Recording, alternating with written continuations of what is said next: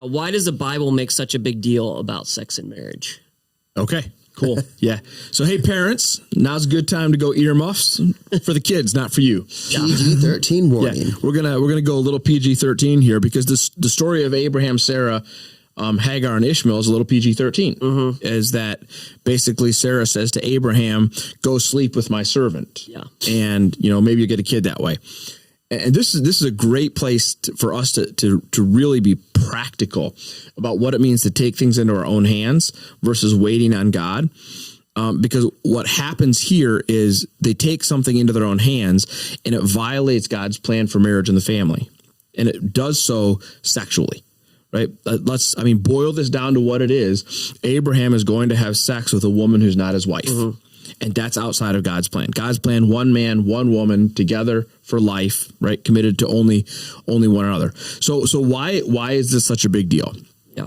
Well, one of the reasons it's a big deal is because God's creation is designed around the family. That, a good family is the building block of society. So when kids grow up with a mother and a father who are committed to one another, they have the best chance possible to succeed. Now, I get that not everybody gets that opportunity. We live in a fallen world. There are single parents for lots of different reasons. And, that's the reality. Single parents can still be amazing parents, and they often are. There's a lot of redemption of God working in situations like that to show off how good he can be despite things not working the way he intended. Yep. Yeah. That's completely true. But why does sex matter? I think that's really the question. Like, why is it such a big deal that Abraham goes and sleeps with somebody else? The marriage being a big deal, I think is important there too, because it is a theme throughout the Bible. I mean, we see a lot of things compared to marriage and stuff like that as well. Like this kind of starts, with some of the understandings of the following generations and things. Right.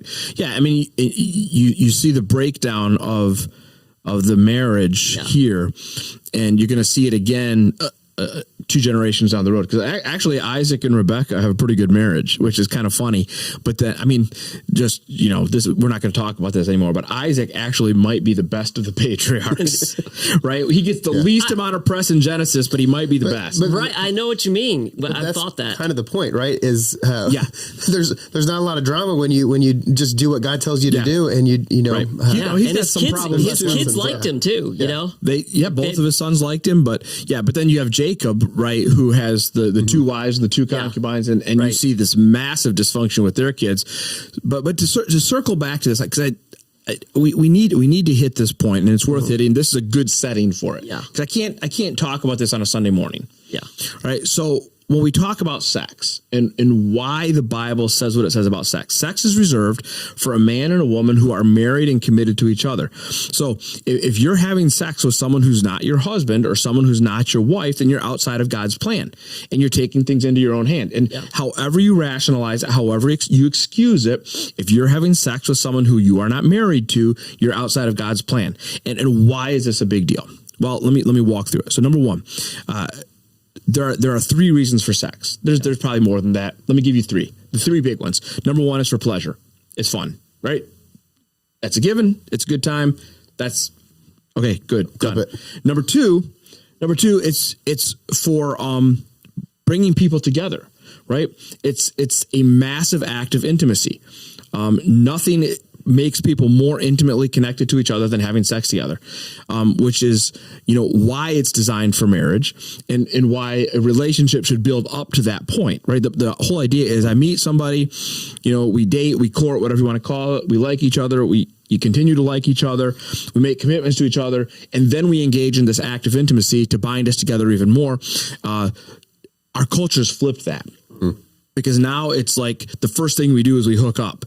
And then after that, we decide if we're going to like each other or not. And this is why relationships are so messed up. This is why so many people are dealing with psychological issues and depression and anxiety and all that, because we have completely flipped relationships and intimacy upside down.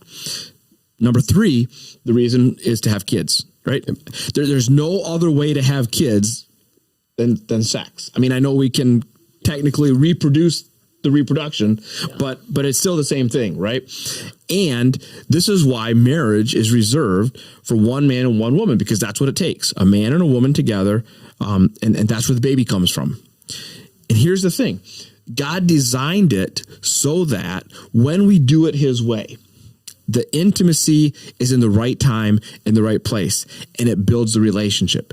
And when we have kids, the kids are born into the ideal situation. And as soon as we get outside of God's plan for this, everything gets messed up. So we can look at this and say, in our world, yeah, we can see we've gotten this backwards and it's messed us up terribly. And you see that with Abraham and Sarah, right? As soon as they get outside of God's plan, it messes everything up. So what might you say to someone who's, let's say they're a Christian, and they're with someone, maybe thinking this might be the partner for them to get married, but they don't want to wait till marriage to have sex. And they've looked at Scripture and they say, well, that was descriptive, not necessarily prescriptive for everyone who's, to follow those exact. Well, they're wrong. Yeah. I mean, the Bible is very prescriptive on this. Yeah. So, I'm saying that because I've heard people say these things to me. So beyond that, I'd say, okay, so you make the argument to me how you're not being Abraham and Sarah, right? How you're not justifying this because, well, we know better than God. I tend to always push back on some of this stuff because deep down, it's not actually, they're trying to make a intellectual or faith-based argument when the reality is the reason they're making that argument is just, I want what I want, not what I know God actually is saying. And so often those conversations, the arguments get very convoluted very quickly because it actually, you have to make the Bible say something it's not saying in order to make that. Well, here's what's fascinating is we're starting to come full circle. Like the world has actually recognized how broken our idea of sexuality is. And we're getting to this place where the big word now is consent, right?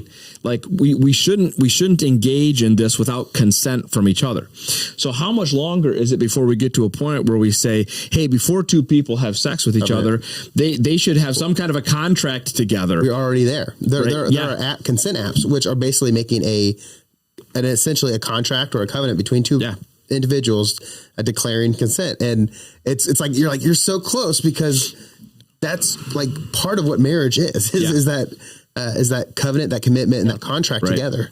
Yeah. So to get back to your question, if someone were to come to me with that, one of my questions for them would be, okay, so if you want to engage in sexual activity before marriage, what's the purpose? Is it for pleasure?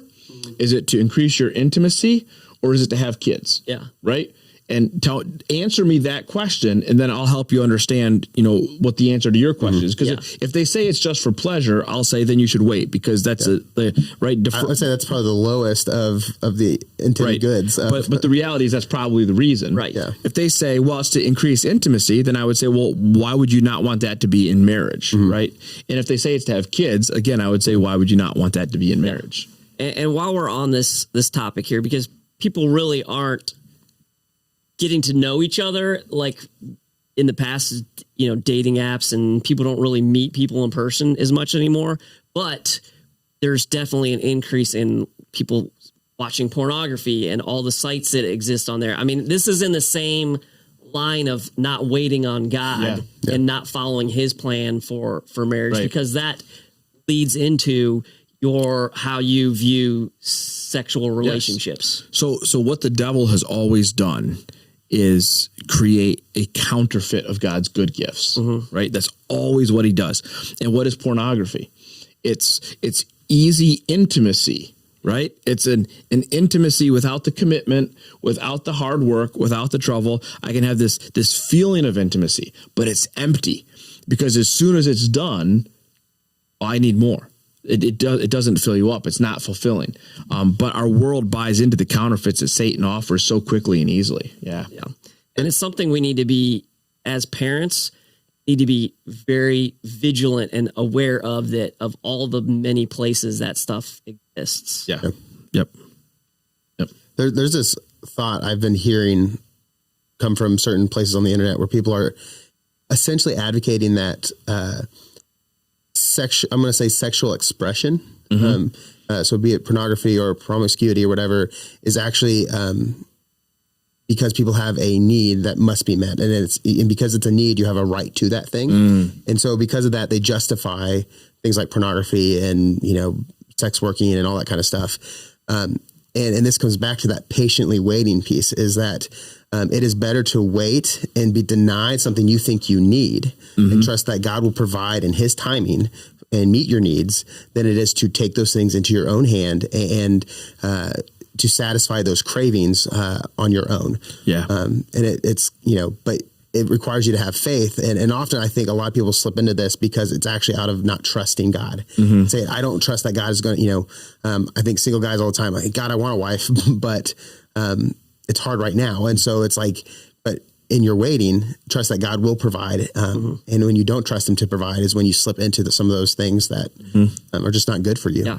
And the story of Abraham is a great illustration of that exact scenario you're talking about. Yep. Yeah. Well, we could go down this rabbit hole forever. Yeah. Right.